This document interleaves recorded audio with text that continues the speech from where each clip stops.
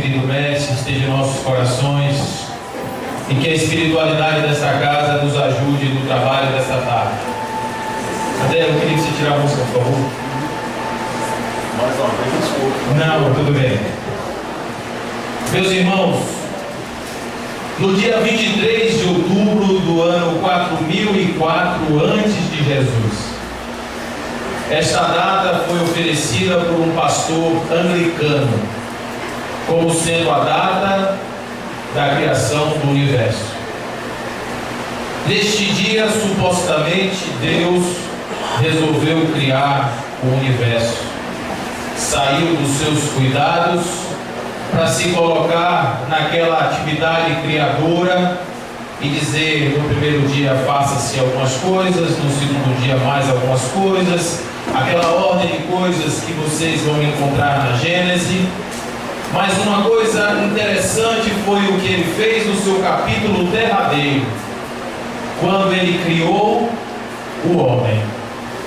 O ato da criação do homem foi diferente de tudo. Quando ele foi criar o mar, ele disse: cria o mar. Quando ele foi criar as estrelas, ele disse: cria a estrela. Mas quando ele foi criar o homem, ele fez o homem um boneco de barro. Foi o único objeto da criação de Deus que precisou de um protótipo. Ele pegou esse boneco de barro e soprou nas narinas desse boneco, e esse boneco virou um homem.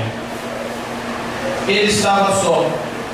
Ele estava só e o Criador não sabia o que fazer para agradá-lo. Disse inicialmente a Adão, esse era o nome dele: você vai olhar os animais todos que eu criei e vai dar nomes a esses animais. E aquele que você gostar mais, case com ele. Você imagina Adão em situação complicada. Passava uma vaca e ele dizia: não, não vai rolar. Um gorila, não. E ele foi fazendo isso até o último animal, e ele chegou de repente e virou para Deus e disse: não dá para fazer um negócio melhor não, meu pai. E Deus foi lá e tirou uma costela dele. Imagina se fosse uma perna inteira. Tirou uma costela dele e fez uma mulher.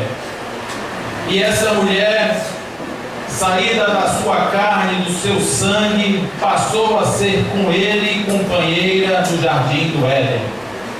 Eu queria que vocês imaginassem o jardim do Éden, um lugar onde comida não falta, bebida não falta, todas as frutas, todas as plantas, os animais, todos eles foram colocados na terra para dar sustento àquele casal primordial.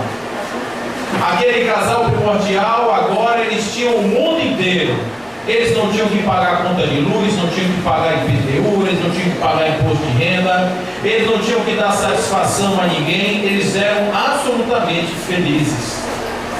A única coisa que esses indivíduos não podiam ter era a ousadia de comer da árvore do saber e da razão. No momento em que esses homens, esse casal de antropos fizesse isso, eles seriam condenados à morte. Um belo dia chegou uma serpente sibilante e perguntou para a mulher: você sabia que maçã emagrece? A mulher disse: não, o chá de maçã é uma coisa assim de outro mundo, é o do paraíso, é o que há. E Eva, obviamente, que topou, porque ela estava com as gordurinhas localizadas. E quando ela tomou o chá de maçã, ela ficou muito inteligente.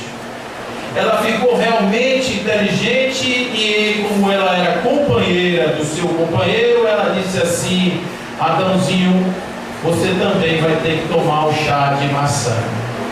Mas não pode, Eva, que o pai não deixa. Adãozinho, você vai tomar. E Adãozinho tomou o chá de maçã também e ficou muito inteligente. A primeira coisa que a inteligência de Adãozinho trouxe para Adãozinho foi vergonha. Porque quando Adãozinho olhou para ele e se viu nu, correu numa barreira, pegou umas folhas e cobriu as partes íntimas dele, deixou tudo guardadinho ali. Eva fez a mesma coisa. Era mais ou menos 4 horas da tarde, já que a gente está sendo bem específico na data e no horário, quando Deus entrou no jardim atrás de Adão para saber como foi o seu dia no paraíso, e não o encontrou. Ele chegou lá e disse simplesmente: Adão, Adão, Adão, e Adão não aparecia. Lá pelas tantas, Adão sai desconfiado de trás de uma moita: estou aqui, papai. Por que você se escondeu? Porque eu tive vergonha. Ah, Adão, você comeu da maçã.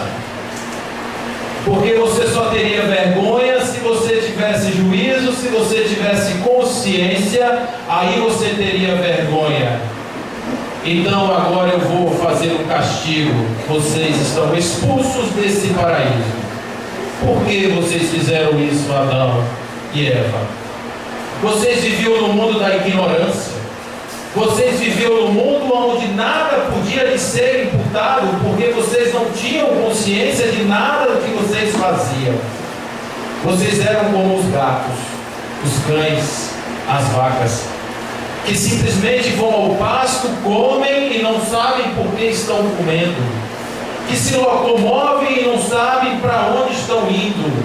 Elas estão sendo simplesmente vacas, como toda vaca tem que ser. E porque vocês adquiriram o saber da razão, agora, Adão, você vai ter que trabalhar, meu irmão. E vai ter que ganhar a vida, o suor no seu rosto vai ser o seu pão. E você, Eva, você que podia ter também toda a tranquilidade do mundo, você vai parir com dor. E essa cobra que lhe mostrou o chá de maçã vai morder os seus pés. E em contrapartida você vai pisar na cabeça dela. E a cobra, você cobra que de alguma forma está envolvida nisso, você vai se rastejar o resto da sua existência. A partir desse momento, a humanidade ganhou de presente um pecado. Um pecado que toda criancinha nascida ali no berço, rosinha, com cara de joelho, tem. Mesmo sem ter desejado uma maçã. Mesmo sem ter desejado fazer mal a ninguém, ele já nasce no pecado. E para que ele se liberte do pecado que foi cometido por Adãozinho e Evinha lá atrás, ele precisa passar por um ritual. Porque se ele não passar no ritual, ele não vai entrar no reino dos céus. Vocês já imaginaram que coisa bacana? Você já nasce devendo? Já pensou com o carnê das Casas Bahia? Você já nasce, neném entrega para a mamãe: olha o que eu trouxe. Eu trouxe um pecado para pagar. Mas de onde veio esse pecado? De Adão e de Eva. É óbvio que eu estou trazendo para vocês uma história que é tão fantasiosa quanto aquela que está lá no livro.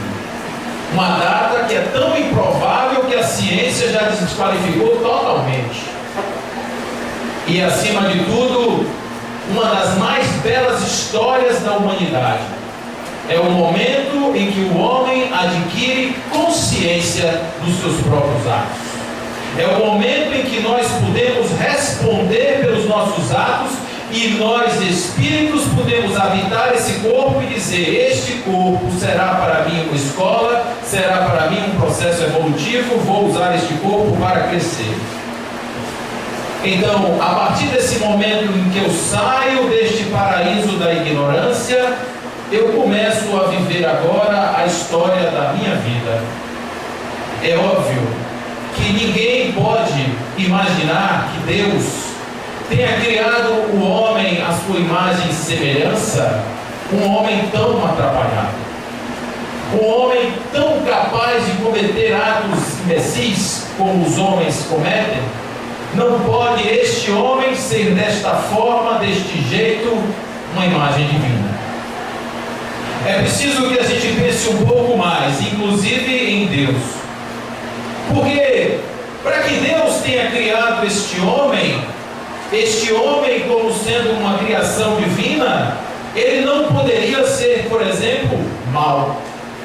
Ele não poderia cometer nenhum ato mau. Por quê? Porque ele é obra de Deus e Deus não pode pensar o mal. Deus só pode pensar em uma única coisa: na perfeição. A perfeição era aquilo que os gregos encontravam quando olhavam os céus. Quando eles olhavam as estrelas caminhando no céu, eles diziam: aqui há um mecanismo perfeito. E chegava Aristóteles a dizer: há um motor que move as estrelas. E quem está por trás dessa inteligência é simplesmente uma razão, um logos divino. O logos divino organiza essa perfeição, que é esse mecanismo que ele chamava de cosmos. O cosmos era o mecanismo perfeito e o logos a razão da perfeição. Se Deus ele vai ser capaz de criar mecanismos tão perfeitos, por que o homem é mau? Obviamente que se Deus é justo, porque a justiça está na perfeição. Quando você encontra justeza, a perfeição é justa, porque tudo está no seu justo lugar. A vaca, ela é vaca sempre porque justamente ela tem que ser uma vaca.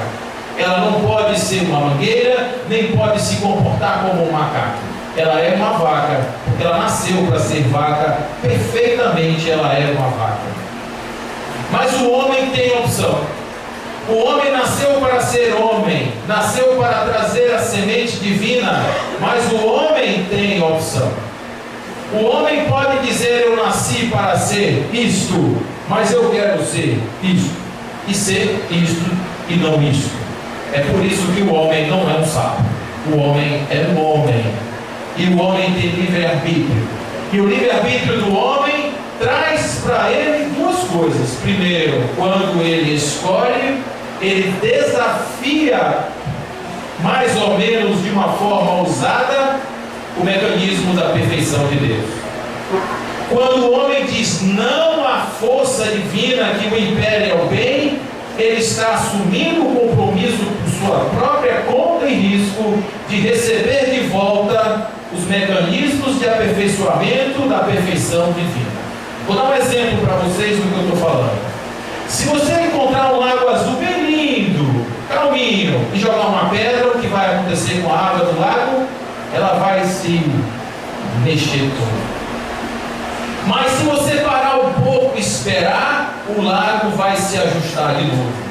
Ele vai botar uma força para lá, uma força para cá, e vai fazendo, e daqui a pouco ele está sereno novamente. Porque tudo no universo caminha para a serenidade. Mas se depois que o lago começar a se acalmar e jogar outra pedra, o que vai acontecer com o lago? Ele vai ficar bagunçado de novo. E se eu levar 10 anos jogando pedra no lago, o lago vai levar 10 anos sem conseguir se ajustar. Mas se à medida em que o tempo passe, eu vá compreendendo que esse lago é cada vez menos merecedor das minhas pedras, que eu sou cada vez mais responsável pela bagunça do lago, e que o lago é bonito, calmo e não bagunçado, eu vou jogando cada vez menos pedras e o lago vai ficando cada vez mais calmo. Esse lago são as nossas vidas e as pedras são as nossas opções. Quando nós optamos por jogar pedra no lago das nossas vidas, o lago das nossas vidas vai reagir para voltar à perfeição. E muitas vezes essa força que faz com que ele volte se chama dor. É a partir da dor que eu consigo começar a entender o sentido da minha vida. E é obviamente necessário que eu faça isso, que eu faça esta viagem de volta para este caminho da casa do meu Pai.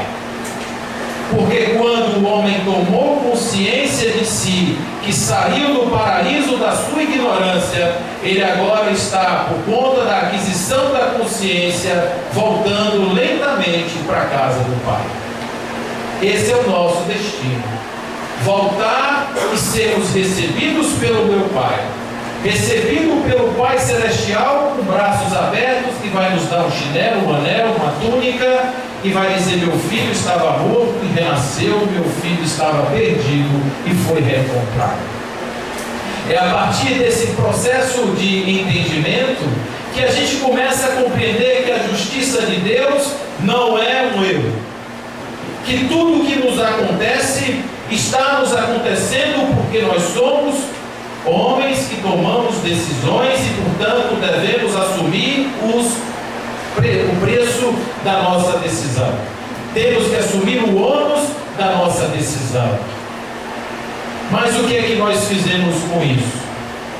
A partir do momento em que ficou duro viver, que Adão ficou cansado de trabalhar e Eva cansada de ter dor de parir, nós começamos a desejar que alguém começasse a vir para resolver nossa vida e criamos nossos deuses pessoais. Os deuses pessoais são os deuses que resolvem problemas, que pagam contas, que curam feridas, que resolvem a dor.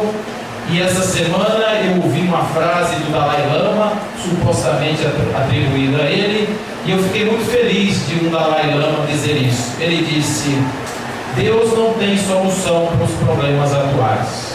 O homem cria os problemas e empurra para o colo de Deus resolver. Essa é uma verdade absoluta, porque a grande maioria dos nossos problemas, dos nossos enroscos, das nossas complicações são derivadas das nossas próprias escolhas. A pessoa se enamora de alguém que não presta, por exemplo. O amor não deixa ver isso, porque o amor faz a princesa beijar o sapo e o sapo vira um príncipe. Vocês imaginam se for um namoradinho bonitinho desses que tem por aí? A pessoa se enamora por uma pessoa dessa e de repente não vê os defeitos.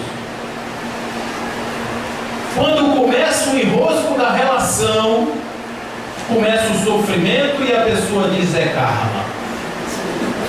Não é karma, é inconsciência. É lá na inconsciência que as minhas carências estavam pedindo alguém com aqueles problemas para vir para a minha vida. E assim eu trouxe para a minha vida exatamente aquele que eu precisava. Da mesma forma, quando eu vivo esta vida, eu faço opções boas e faço opções que não são boas. Na consciência, na razão. Porque eu também não sou obrigado, gente, a acertar. Eu também erro, eu sou de carne e osso, e todo mundo é de carne e osso, e todo mundo está aqui para errar. Porque se a gente ficar mentindo e fingindo que a gente é o que não é, a gente nunca resolve os problemas que a gente tem. Então é preciso viver quem se é, de verdade. Mas isso tem um preço. O preço de ser excluído, o preço de não ser desejado, o preço de não ser amado, o preço de não participar dos grupos.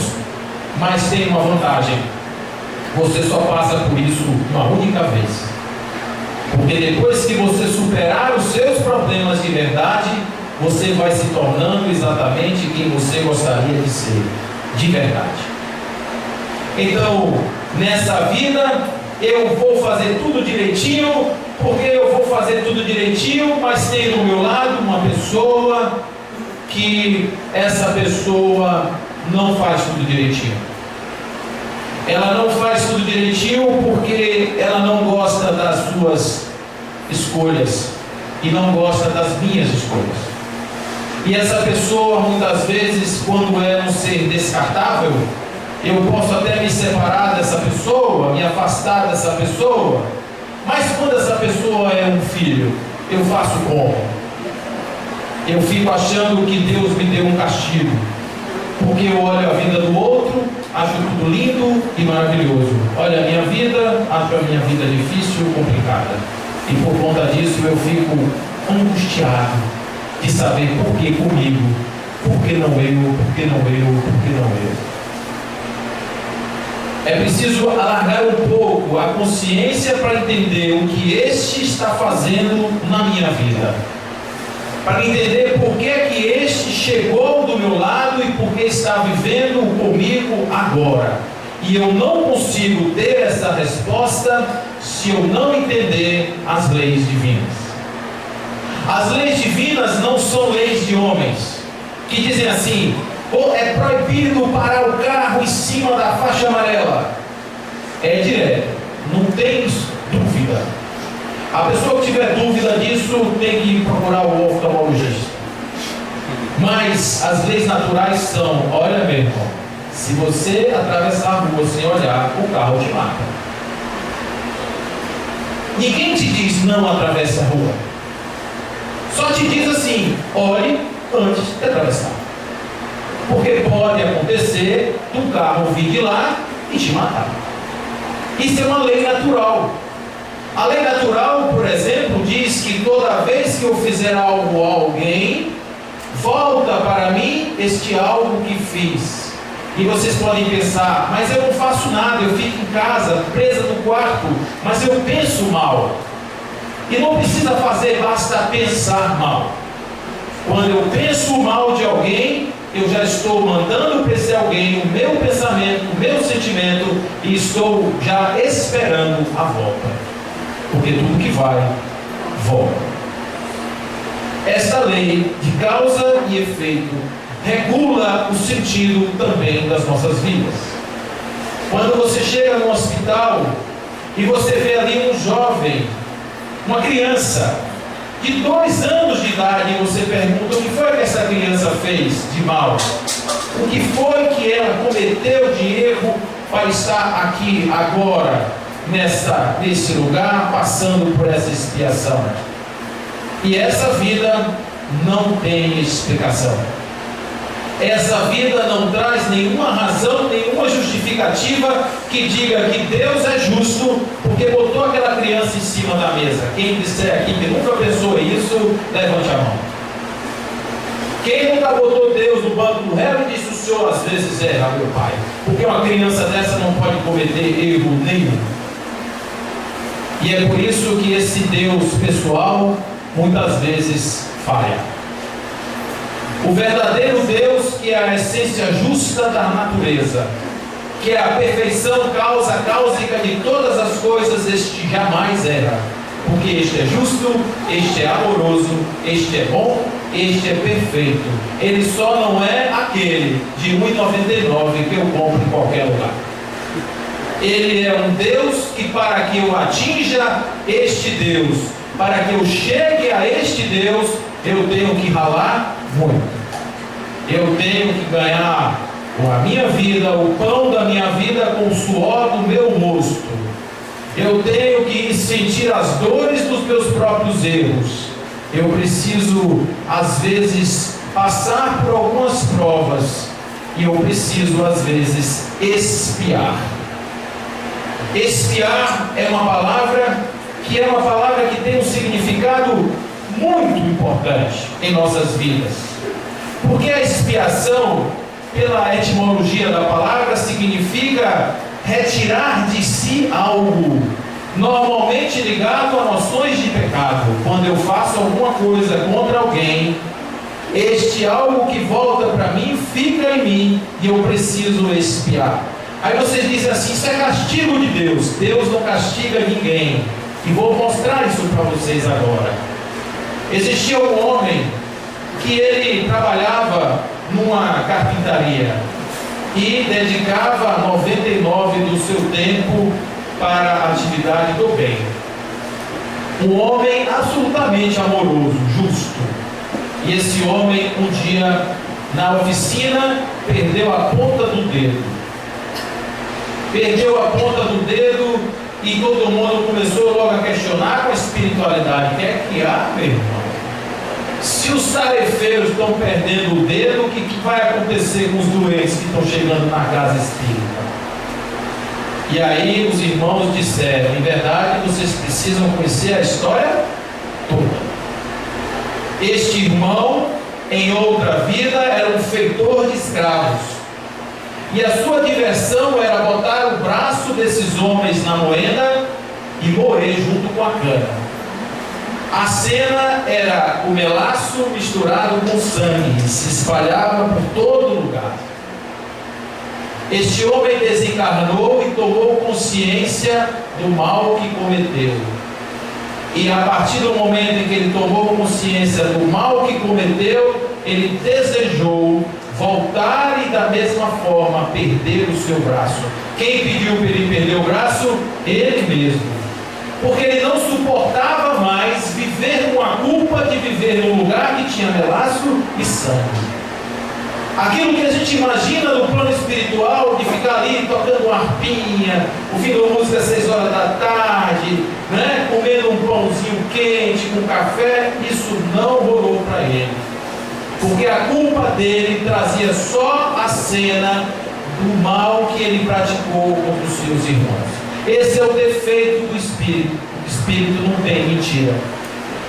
Espírito não tem hipocrisia. O Espírito, ele vive em essência. Questão 245. O Espírito não mente para si. O Espírito não vive na externalidade. O Espírito vive dentro da sua própria realidade. Então, quando ele se despoja do corpo, ele é o que é. Então, o que aconteceu com esse irmão? A sua consciência começou a doer tanto que ele disse: eu quero tirar isso de mim. Como? Eu quero perder meu braço para que a minha consciência tire de mim esta dor. Isso se chama uma expiação. Expiar é tirar de si. Para tirar um drama de consciência, para tirar uma força que me impele ao mal, eu tenho que me colocar muitas vezes no mal. Camilo Cândido Botelho vai contar na sua história Memórias de um Suicida, a história de um companheiro seu que matou a sua noiva e depois se suicidou. Ele a matou enforcando ela com as mãos. Lá, quando ele começa a fazer o seu transe e vai compreendendo o que fez, ele começa a desejar que o seu braço desapareça. Porque é preferível entrar para a vida sem o olho, sem o braço, se este for motivo de escândalo, arranque-o e entre na vida sem ele. Esta mensagem que está no Evangelho tem um cunho muito forte do ponto de vista da consciência, e esse homem perdeu o seu braço perispiritual. Só para dizer que quando nascem as pessoas com as anomalias congênitas, quando nascem as pessoas com os defeitos físicos, esses perispíritos nascem com os defeitos que eles mesmos criaram para si, para que a partir daquela experiência de vida eles possam se libertar para viverem como normalidade de espíritos. Se nós compreendermos que quando chega nas nossas vidas, chegam pessoas com problemas, essas pessoas na verdade confiaram em nós para sermos os seus parceiros na jornada evolutiva e acompanhá-los nesse processo de expurgo perispiritual, espiritual e de consciência. Se nós tivermos esta consciência, jamais abandonaríamos um ser que chega em nossas vidas pedindo ajuda. Porque um filho que tem paralisia cerebral, ele diz assim para sua mãe no espaço: mãe, eu preciso ir dessa forma. Mas eu só vou, mãe, se for com você. Porque eu sei que você não vai me abandonar. Você vai me abandonar? Não, não vou te abandonar. Então eu vou. Me dê esse corpo deficiente, porque eu sei que eu estarei amado, acolhido por essa mãe.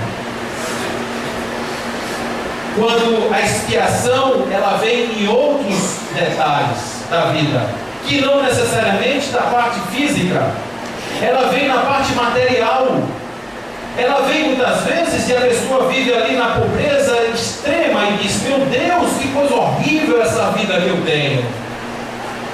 E muita gente confunde pobreza e riqueza com bônus e ônus. Tem nada a ver. Riqueza não é mal, nem riqueza não é bem, não é mal, pobreza não é bem, não é mal. Nada desses valores materiais são o que parecem ser. Eles são o que nós quisermos que eles sejam. Se a pessoa está na pobreza e resolve sublimar a pobreza e encontrar os encantos da humildade e da simplicidade, será eternamente feliz na pobreza. Se a pessoa se iludir com a riqueza e achar que é a mais alta pessoa da face da terra, vai provar o fel da riqueza.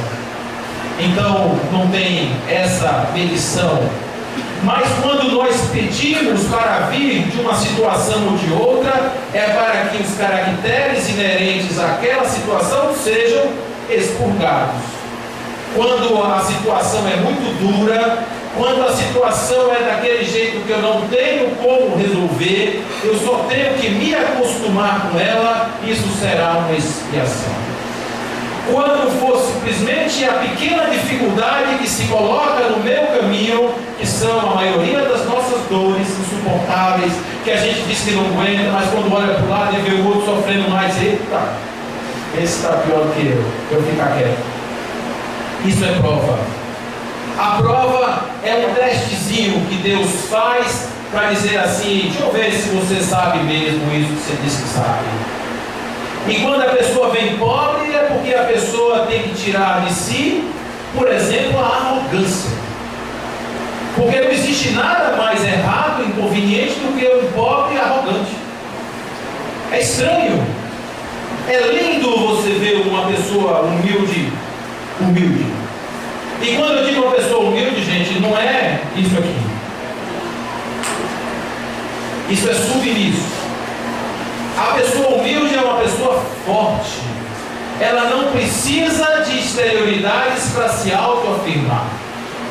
Enquanto o outro precisa de um carro, enquanto o outro precisa do dinheiro, enquanto o outro precisa do carro, da casa, das coisas para se autoafirmar, o humilde não precisa de nada. Ele faz que nem Jesus. Eu sou.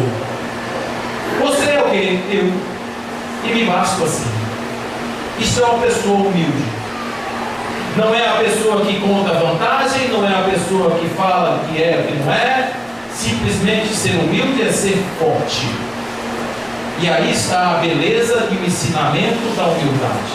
E você ser humilde na riqueza é muito difícil. Na riqueza você vai ser muito mais provado para dizer, olha, vou te dar e você vai cair.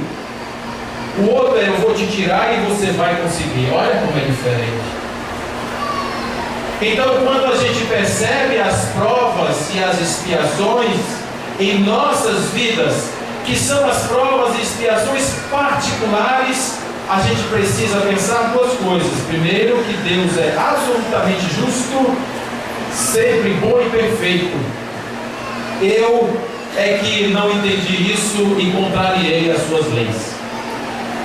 E a segunda coisa que eu tenho que entender, além de que isso, Deus é justo, perfeito, é que eu sou capaz de superar tudo, porque não existe nenhuma encarnação feita para não dar errado. Tudo é planejado para dar certo. Quem é que faz dar errado? As minhas escolhas. Eu digo, não quero. Pronto, é uma opção. Mas se eu tivesse só uma vida, aí seria ruim. Porque eu não poderia voltar e não poderia começar de novo. Mas aí Deus, na sua bondade, na sua sapiência, na sua benevolência, me dá infinitas possibilidades. E eu posso voltar.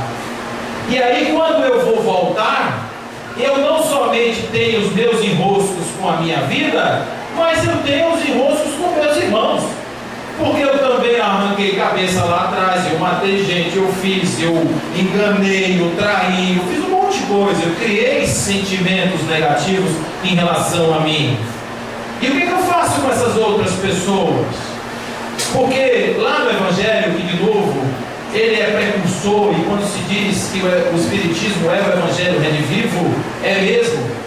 Porque tem uma passagem no Evangelho que diz o seguinte: quando você estiver indo ao juiz com o seu litigante, procure fazer as pazes com o seu litigante antes de chegar ao juiz. Porque se você chegar lá no juiz e o juiz, se ao não gostar de você, vai te botar na cadeia e você só vai sair de lá depois de pagar o último centavo.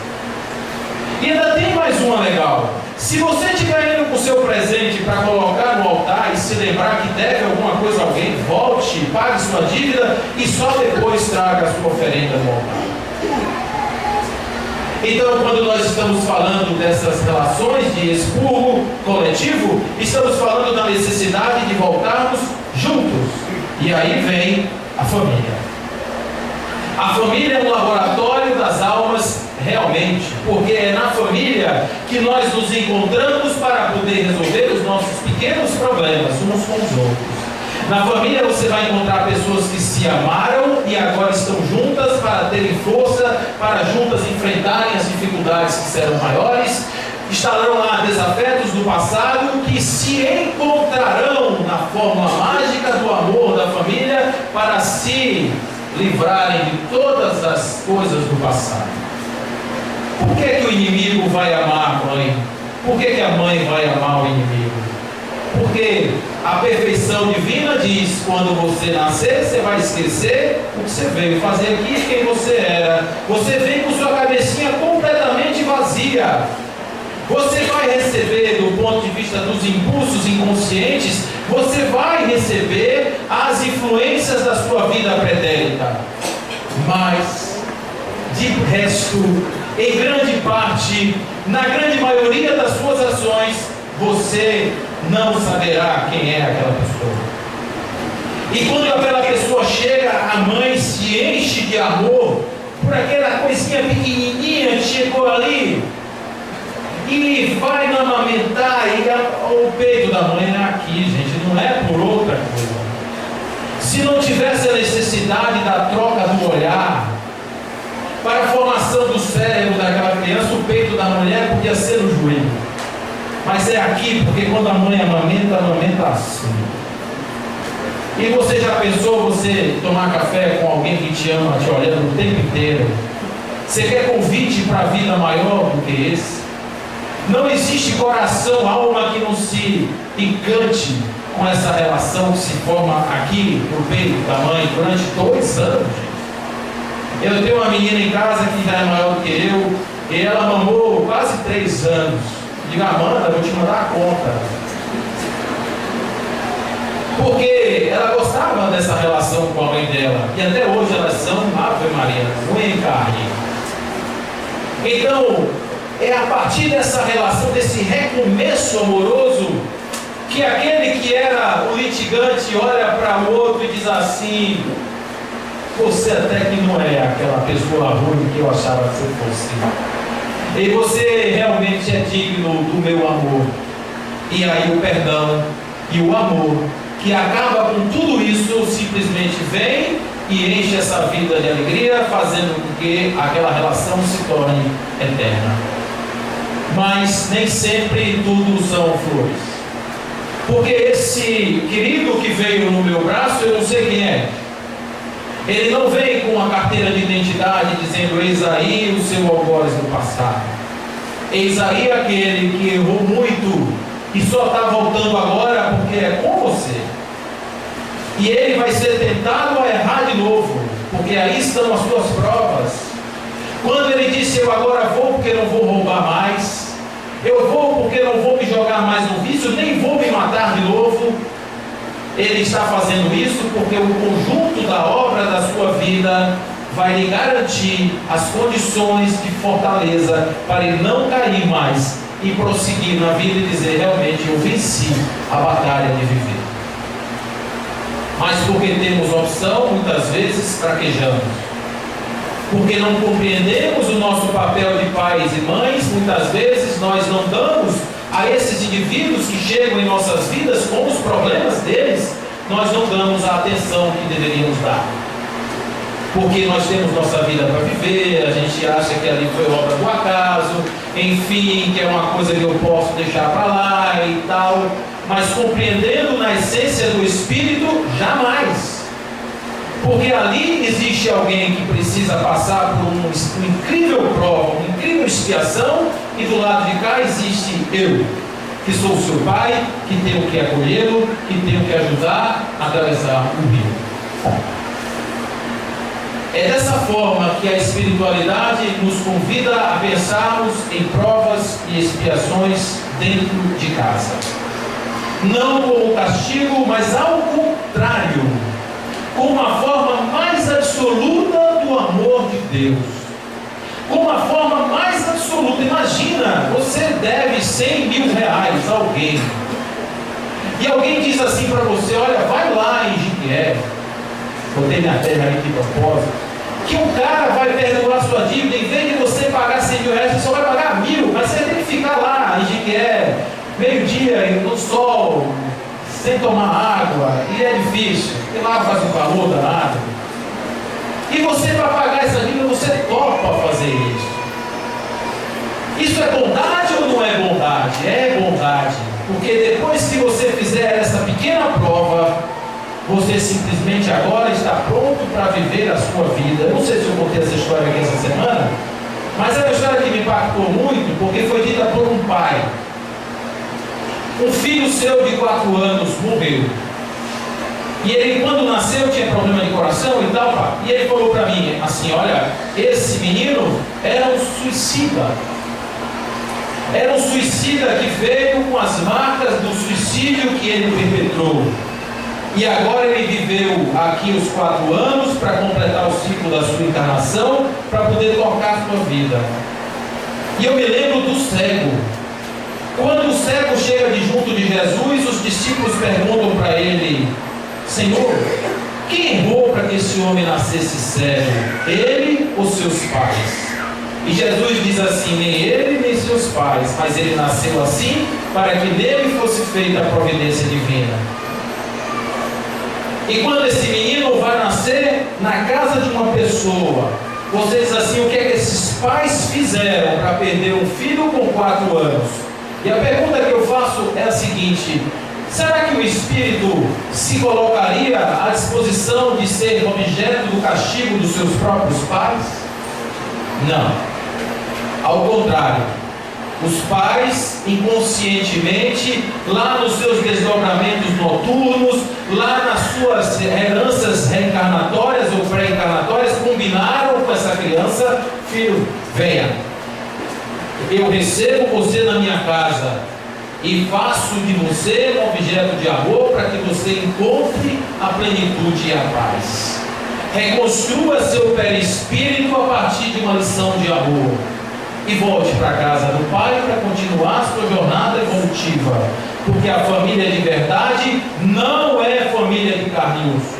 A família de carne e osso é um aglomerado físico para que nós construamos nossas relações de amor e juntos possamos atravessar o mar das nossas dificuldades. Quando nós estamos com dificuldade, e normalmente as temos em casa, nós precisamos compreender que filhos são simplesmente pessoas que estão na nossa vida, que irmãos estão na nossa vida, até os cunhados estão em nossa vida. Para vocês verem como a bondade divina é forte. E com essas pessoas nós temos que nos redimir de tudo. E eu costumo dizer muitas vezes que a gente fica olhando a irmã Dulce, Divaldo Franco, e diz: meu Deus, hoje, sábado, eu vou ganhar 170 milhões de reais. Você tinha conversando isso com o cara, eu e irmão, cheio de planos, irmão. Vamos fazer crédito, vamos fazer não sei o quê, um monte de coisa. E a gente fica falando assim de construção de coisas e tal. Mas existe uma pessoa que está às vezes a alguns 10 metros de mim, que não custa nada, é 0,800 total. A única coisa que precisa é que eu chegue com o meu coraçãozinho humilde, aberto, e chegue ali, 10 metrinhos, não preciso nem beber água, dou um abraço nele, peço desculpa, acolho no meu coração e diz: ó, meu irmão, se eu tinha algum problema com você, acabou agora, porque eu não quero carregar mais isso. São sacolas de pedras. E eu pergunto a vocês, essa experiência vocês podem fazer amanhã de domingo, se você não tiver nada a fazer. Olha esse mar maravilhoso de Itapuã e quiser fazer essa experiência, pode fazer. Pega um passarinho, pega um saco, enche de pedra e bota aqui no pescocinho dele e vê se ele voa. Voa não, gente. Anjo também não voa com saco de pedra. E para quem quer voar, todo mundo aqui quer voar, quer ser anjo, ficar volitando para ele e tal, precisa tirar os sacos de pedra. É a porta estreita. A porta estreita não comporta bagagem, não comporta mochila. A porta estreita você entra como você chegou na vida, nu, completamente nu. Então não adianta pensar em levar coisas e pessoas. Você tem que se desapegar. Então, quando eu estou tomando essa atitude, eu estou tirando pedras da minha sacola. Eu estou tirando o peso que me impede de voar como um anjo. E isso é tudo de bom que um ser humano pode querer. Quando você tira o ódio de dentro de você, quando você tira a mágoa de dentro de você, a única coisa que você faz é trazer felicidade, porque não existe vácuo no coração. Quando você tira a mágoa do coração, o que entra no coração é tudo o que você tem, que é amor. Quando o ódio entra no coração, diz para você ser amoroso, fique lá, porque agora quem vai ocupar esse coração sou eu. E o que você está fazendo é simplesmente invadindo uma terra que é sua. O coração do seu corpo lhe pertence. E quando o seu exército de amor invade seu coração e expulsa o mal de lá, você se torna dono de você mesmo. E consequentemente, você está mais perto da casa do seu pai. Se nós compreendermos assim as dificuldades, fica mais fácil entender. Porque no plano espiritual, o plano espiritual permite ressignificar tudo, absolutamente tudo, porque nós não temos que ter medo das coisas, nós não temos que ter medo das dificuldades. Quando a dificuldade bater na minha porta, você tem que olhar e dizer assim: meu Deus, obrigado. Obrigado por confiar na minha capacidade de lidar com um problema tão grande. Se isso veio para mim, é porque eu já sou merecedor do seu amor e da sua confiança. Isso não veio para mim porque você desgosta de mim, porque eu sei que um ser que é todo amor jamais vai odiar ou querer mal aos seus filhos. Isso, gente, é amar a Deus. Isso é acreditar que Deus faz isso, porque Ele não vai tirar meu cunhado da minha casa. Ele não vai resolver o problema material que apareceu para mim. Mas quando Ele apresenta no meu coração uma outra perspectiva, eu agora me torno um ser melhor. Eu agora me torno mais digno de errar menos. Eu agora me torno mais imune às provas da vida. Não tenhamos, portanto, qualquer que seja ele o meu problema, eu não tenho que ter medo. Eu não tenho que fazer simplesmente como esse rapaz que está aqui, que enganou a morte, e a morte depois do tempo, que cansou ele de tudo, colocou para rolar uma pedra morra acima, e quando ele chega lá em cima, ele é futucado para largar a pedra e começar tudo de novo. E essa vida que nós vivemos, iludida, de que nós somos, bate no peito, eu sou, você sabe quem eu sou, você sabe com quem você está falando? Sei, não sei, vai morrer daqui a um tempo. Esse que bate no peito não dá muito tempo não. Mas aquele que está dentro de você, esse não morre.